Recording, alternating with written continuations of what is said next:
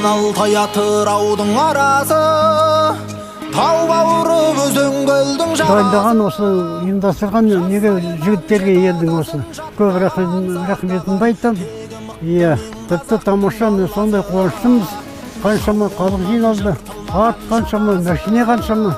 Әрқашанда осындай еліміз түзеліп, жылдан жылға өсе берсін.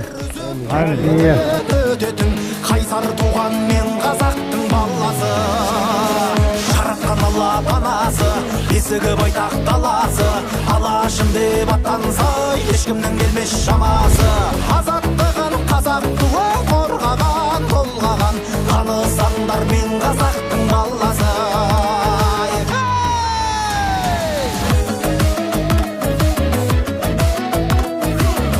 Ассалаумағалейкум жиналған қауым. Бүгін мінекей елімізде елдің азаматтары, мен елдікі деген азаматтар жиналып, еліміздің 30 жылдығына арналған тойымыз басталып жатыр. Бәріңізге де Алла Тағала құт береке берсін деп тілеймін. Қайырлы болсын бәрі де.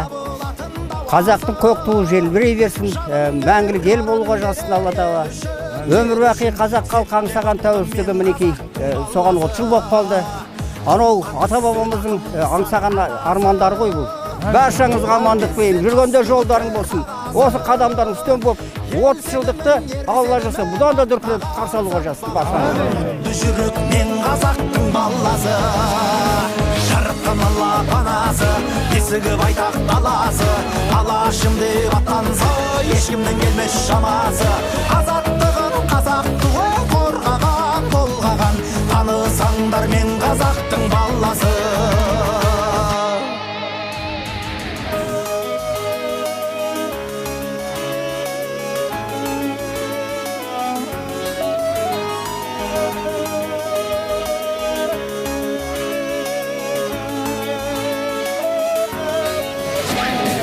Жаратқан Алла панасы, бесігі байтақ даласы, алашым деп аттанса, ешкімнің келмес шамасы.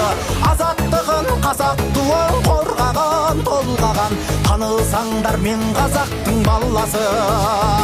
Жаратқан Алла панасы, бесігі байтақ даласы, алашым деп аттанса, ешкімнің келмес шамасы. Азаттығын қазақ туы қорғаған, толғаған, танысаңдар мен қазақтың